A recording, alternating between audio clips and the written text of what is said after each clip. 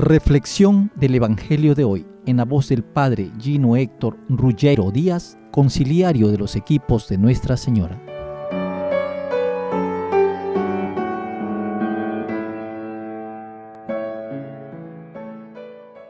Lectura del Evangelio de San Marcos, capítulos 9, versículos del 2 al 13.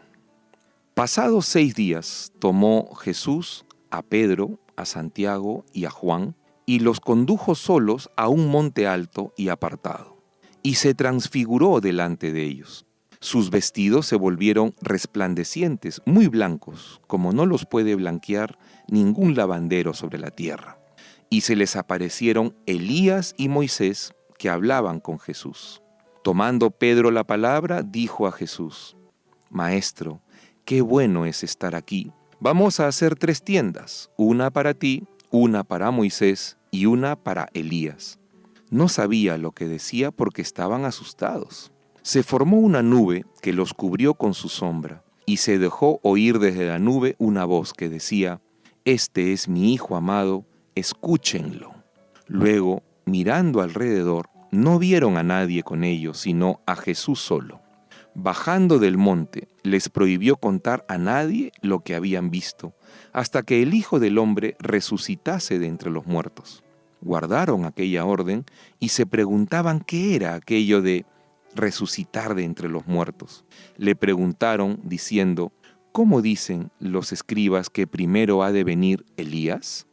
Él les dijo: Claro que tiene que venir primero Elías, y él restablecerá todas las cosas. Pero, ¿cómo está escrito del Hijo del Hombre, que padecerá mucho y será despreciado? Yo les digo que Elías ha venido ya, y que hicieron con él lo que quisieron, como de él está escrito. Palabra del Señor. Gloria a ti, Señor Jesús.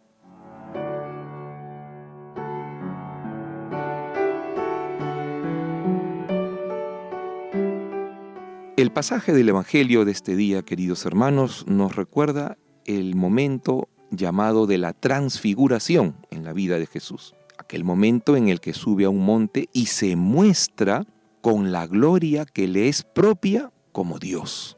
Porque Cristo es Dios. Lo que pasa es que está en forma humana, en Jesucristo. Por lo tanto, cuando Él caminaba, por ejemplo, no es que brillaba o salía de Él una luz que la gente veía. No, veían a un hombre, obviamente un hombre muy especial, una mirada que cautivaba, una voz que seducía, pero no es que brillaba su piel o su ropa, no, era un hombre, aunque ahí estaba todo Dios, como dice el evangelista San Juan y San Pablo en sus cartas, ¿no? Verdadero Dios y verdadero hombre. Pero en la transfiguración, en esa humanidad, Cristo se deja ver con la gloria que le es propia como Dios y que estaba oculta, anonadada, abajada bajo el aspecto humano, ¿no? Como dice San Pablo en la carta a los Filipenses, capítulo 2, a partir del versículo 6, ¿no?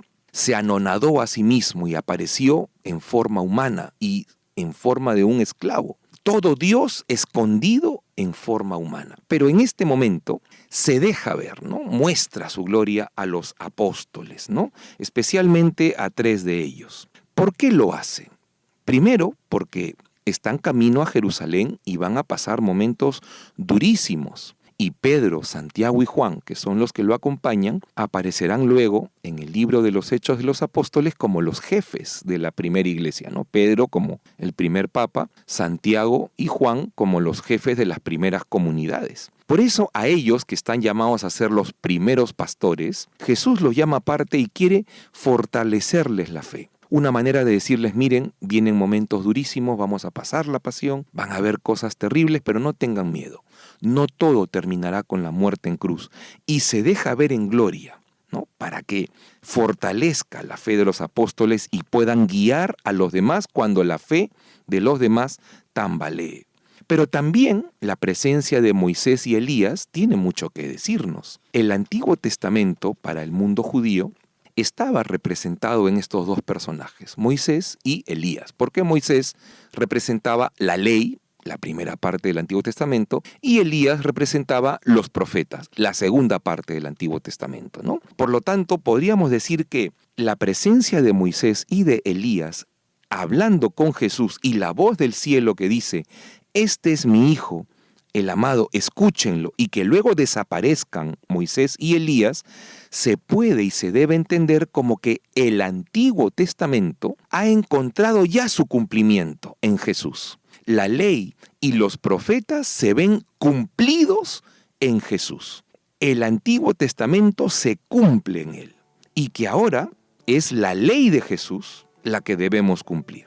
Toda la ley antigua y todas las profecías eran preparación para la llegada de Jesús. Jesucristo ha venido a dar plenitud, como él mismo lo dice. He venido a dar plenitud a la ley y a todo lo que los profetas anunciaron, ya se ha cumplido, ¿no? Lean el capítulo 4 del Evangelio de Lucas, por ejemplo, cuando Jesucristo dice, esta profecía se ha cumplido, yo estoy aquí. Por lo tanto, Jesucristo es la plenitud de la revelación del Padre. Para nosotros, Cristo es la palabra definitiva del Padre a quien debemos creer y seguir. Ya no hay más, ya no hay más. Es verdad que en la historia puede revelarse a través de la Santísima Virgen, en alguna aparición, o el mismo Jesús, en la advocación del Sagrado Corazón o de la Divina Misericordia, pero siempre nos va a recordar los mismos mensajes que están ya en el Evangelio, siempre. Si se dan cuenta, la Virgen y Jesús en sus apariciones, pues siempre nos recuerdan el mismo mensaje, ¿no? Apártense del mal, hagan el bien, arrepiéntanse de sus pecados, hagan penitencia por los pecadores que no rezan y busquen más a Dios, ¿no?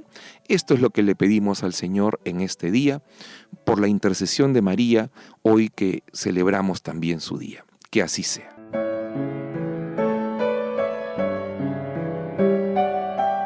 Equipos de Nuestra Señora entró en su hogar con el Evangelio del día.